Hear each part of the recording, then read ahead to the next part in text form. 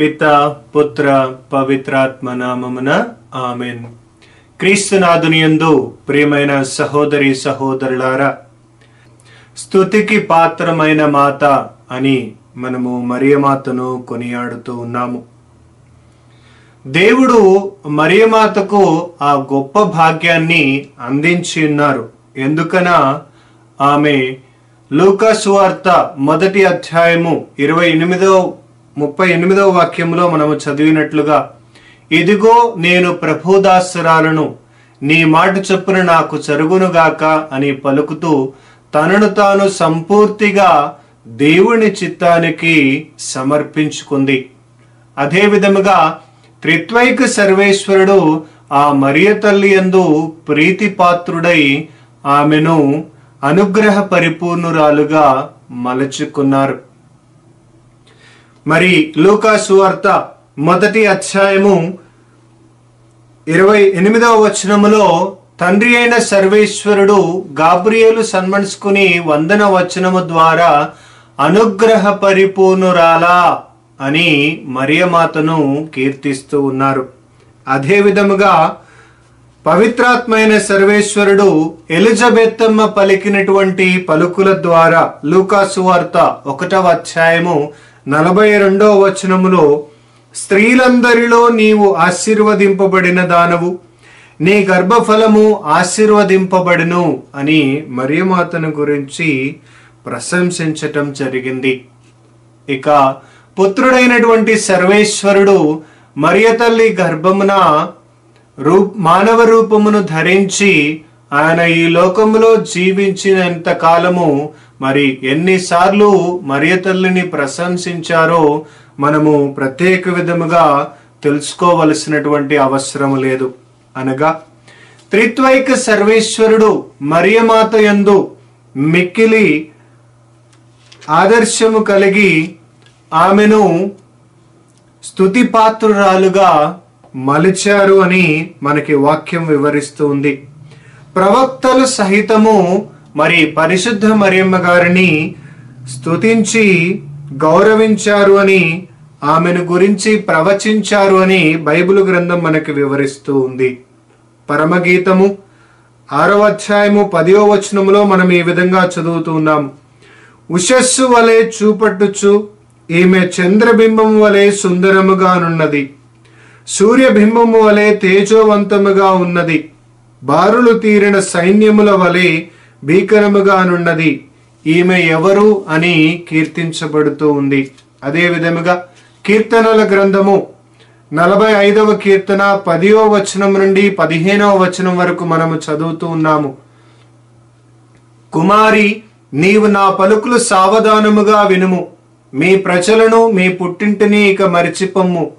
రాజు నీ సౌందర్యమునకు మురిసిపోవును, అతడు నీకు అధిపతి కనుక నీవు అతడిని స్మరింపుము. తూర్పు దేశపు ప్రజలు నీకు కానుకలు కొనివత్తురు, సంపన్నులు నీ మన్నన బడయగోరుదురు. రాజకుమారి ప్రసాదమున ఉన్నది, ఆమె పూర్ణ సౌందర్యవతి, ఆమె ఉడుపులను పసిడి పోగులతో చేసిరి. బహువర్ణ వస్త్రములను తాల్చిన రాజకుమారుని ఆమె చెలికత్తెలతో పాటు రాచయద్దకు కొనివచ్చుచున్నారు. వారెల్లరూ ఆనందోత్సాహములతో కదలి వచ్చి రాచనగరును ప్రవేశించుచున్నారు అని మరియమాతను గురించి స్తుతించటం జరుగుతోంది. మరి ఈ విషయాన్ని దర్శన గ్రంథము 12వ అధ్యాయము 1వ వచనమును మనము చదివినప్పుడు అది మనకి అర్థమవుతూ ఉంది. అంతట దివ్యందు ఒక గొప్ప సంకేతము గోచరించెను, ఒక స్త్రీ దర్శనమిచ్చెను. సూర్యుడే ఆమె వస్త్రములు, చంద్రుడు ఆమె పాదముల క్రింద ఉండెను, ఆమె శిరస్సుపై 12 నక్షత్రములు గల కిరీటము ఉండెను అని మనకి ఆ గ్రంథములో వ్రాయబడుతూ ఉంది. ఈ వచనాలన్నీ కూడా మరియ తల్లి అతి సౌందర్యవతి అని, ఆమె స్తుతికి పాత్రమైనటువంటి వ్యక్తి అని మరి మనకి బైబిల్ ద్వారా అర్థమవుతూ ఉన్నాయి. మరి ఈ స్తుతికి పాత్రమైన మాత అనే బిరుదానికి మరి తిరుసభ మనకి ఆ బిరుదాన్ని అందించడానికి దారితీసినటువంటి చక్కటి సంఘటనను మీతో పంచుకోవాలనుకుంటూ ఉన్నాను. 1844వ సంవత్సరంలో ఒక ఫ్రెంచ్ నావిస్ పౌలిన్ పెర్దురు అనేటటువంటి ఒక కన్యాస్త్రీ మరి మరియమ్మ గారి యొక్క చిత్రపటాన్ని ఫ్రెస్కో లాగా, అంటే డంగు సున్నము ఆరకముందే గోడ పైన రంగులతో బొమ్మను చిత్రీకరించేటటువంటి పద్ధతి.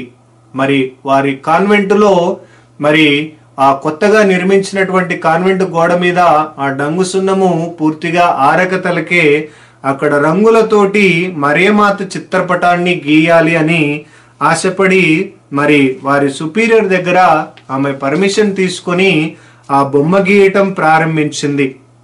ఆమె చిత్రాన్ని అయితే గీసింది, కానీ అది అంత మంచిగా కనపడలేదు. ఇక వారి సుపీరియర్ సిస్టర్ ఆ చిత్రాన్ని చూసినప్పుడు ఇది చాలా చెత్తగా ఉంది అని చెప్పేసి ఆ చిత్రపటానికి అడ్డముగా ఒక పెద్ద కర్టెన్ని ఏర్పాటు చేయటం జరిగింది. ఎందుకు అంటే అది మరీ భయంకరంగా ఉంది అని చెప్పేసి దానిని ఎవరు చూడకుండా ఆ కర్టెన్ని అడ్డుగా పెట్టారనమాట.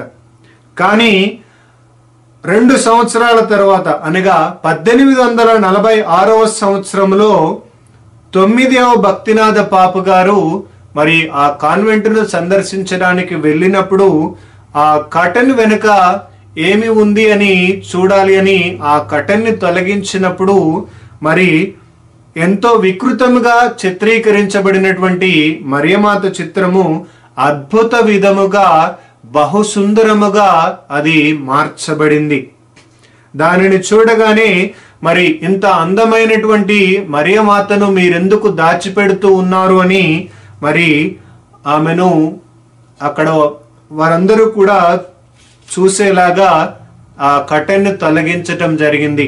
అప్పుడు ఆ సుపీరియర్ సిస్టర్ జరిగిన సంఘటనలన్నీ కూడా వివరించినప్పుడు మరి ఇది నిజముగానే మరియమాత చేసిన అద్భుతము అని వారు నమ్ముకున్నారు. ఇక అప్పటి నుండి ఆ చిత్రపటము దగ్గర ప్రత్యేక ప్రార్థనలు ప్రారంభమయ్యాయి. అదే సమయంలో ఒకానొక గురువు ఫాదర్ బ్లాంపెయిన్ అనేటటువంటి గురువు తన మాటను కోల్పోయారు. ఆ మాటను కోల్పోయినప్పుడు ఆ కాన్వెంట్కు వెళ్ళి ఆ చిత్రపటం ముందట వారు ప్రార్థన చేసుకున్నప్పుడు తిరిగి వారు ఆ స్వరాన్ని పొందగలిగారు. అందుకే అప్పటి నుండి మరి మరియమాతను స్తుతికి పాత్రమైన మాతగా కీర్తిస్తూ మరి ఆమె మహాద్భుత కార్యాలను చేస్తూ దేవునికి ప్రీతిపాత్రమైనటువంటి జీవితాన్ని జీవించడానికి మన అందరికీ కూడా ఆదర్శముగా నిలుస్తూ ఉంది అని తిరుసభ ప్రకటిస్తూ ఉంది. మరి స్తుతికి పాత్రమైన మాత అని మరియమాతను కొనియాడుతూ మనము ఆ త్రిత్వైక సర్వేశ్వరుని ఆరాధించుదాము. ఆమెన్. పిత పుత్ర పవిత్రాత్మ నామమున ఆమెన్.